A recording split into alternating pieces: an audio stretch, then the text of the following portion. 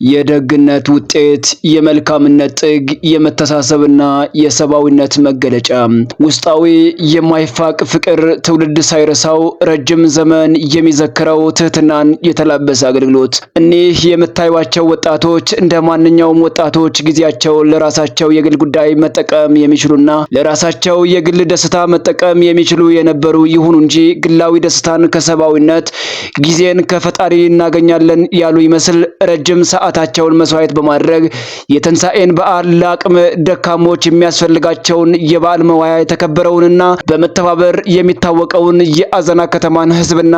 በሌላ አካባቢ የሚገኘውን የአካባቢን ተወላጅ በማስተባበር ሲያበረክቱ የነበሩ ሲሆኑ እኒህ ወጣቶች ከዚህ ሰናይ ተግባር በተጨማሪም በአዘና ከተማ ከሌሎች የንግስ በዓላት በተጨማሪም ለየት ባለ መልኩ የሐምሌ ሥላሴ የቤተ ክርስቲያን ክብረ በዓል ላይ የላቀ ድርሻ የሚወጡም ሲሆኑ የተለያዩ የቤተ ክርስቲያን ምርቃትና የህዝባዊ ማስተባበርን የሚጠይቁ ጉዳዮች ላይ የላቀ ድርሻ እየተወጡ የሚገኙ ሲሆኑ